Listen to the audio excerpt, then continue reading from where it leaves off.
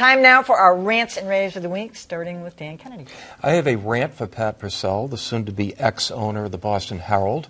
The Herald is going up for bankruptcy auction on Tuesday in a court-supervised proceeding, and it's a closed proceeding. However, the court gave Purcell great leeway in deciding who could come. He could have opened this up to the press if he wanted. His own reporter asked him, "Can we come cover it?"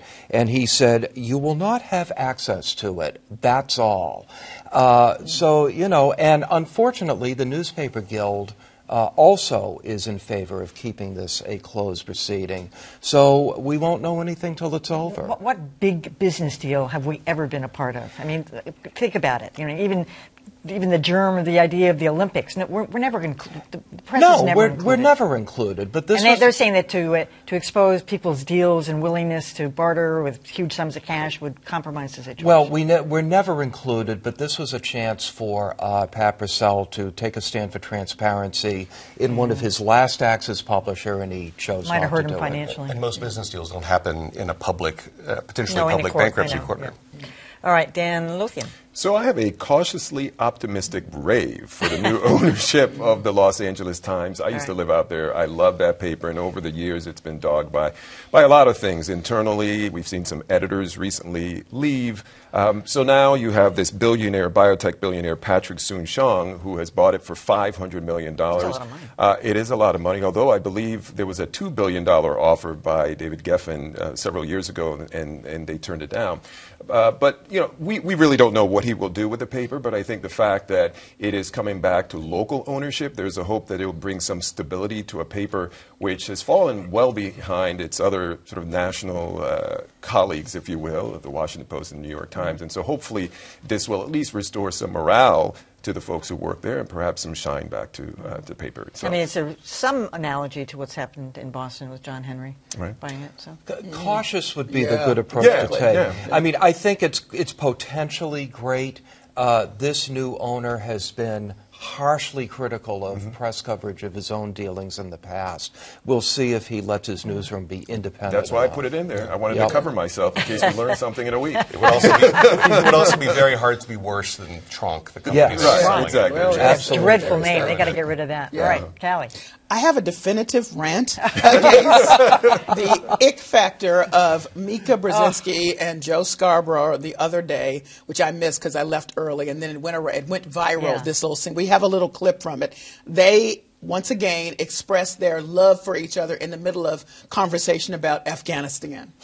The war in Afghanistan. Wait, hold on. Were you trying to say something? Are you interrupting me again? No, I just want to know if you say, because if you want to say something, that's important to me. I know. You want to hear everything. I think, you know what? I think you're right. You're always right, though. Can the Trump administration figure out Have you ever not this been is right, like, sweet? oh, God, don't do that. No, that's a no. That's a no. We just crossed the line. That would be a no. And I like trash. I love to be in people's business. This is horrible. That wasn't even the worst of it, because this whole thing got going because he interrupted her. Once again. Yeah. Yes. And then he denied it, and he was originally abusive to her, and then he turned it. That was painful. Oh, God. Watch the people on the outside, the analysts on the outside. How about They are- Andrea Mitchell had to sit there? Exactly. And so did Gene Robinson. I've They lost were my train of horrified. thought. Let's have a pledge not to do that on this show. Yes. Yes. All right. Good job. I also have a clear, definitive rant against Newsweek. Now, those of you at home who may occasionally remember Newsweek when it was a legitimate company, it was a fine magazine that existed for many years. It had a near-death experience, was revived and sold to a new group of owners. So we call it Zombie Newsweek. They have some perfectly good reporters, but the owners are not perfectly good, to the extent that the New York District Attorney's Office last week raided their offices with 24 agents, ended up taking 18 servers because they're under a huge money laundering investigation. The owners have not revealed the source of their money. They apparently are tied to an evangelical church based out of California. They have not told the truth on a number of occasions. Some good journalists at Newsweek decided to start investigating this, and the company didn't want that. So on Monday, they fired their editor-in-chief, their executive editor, their senior writer, and their investigative reporter. Since then, 7 other Newsweek staffers have resigned in protest.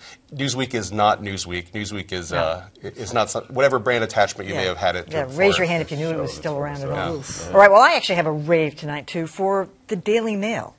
Of all the news organizations in the world, and it should have been a local story, they got the Rob Porter story. This is, of course, the personal secretary aide to President Trump, who, it's now been revealed, had abusive relationships with both his former wives. They had pictures, they had interviews with the wives, and certainly their stories have been verified since. This is a story that everybody should have had. It's been going around Washington. The Trump administration knew about it. They didn't give him permanent security status as a result of it, and we should have had it, and congratulations to the Daily Mail for getting it. Absolutely. All right.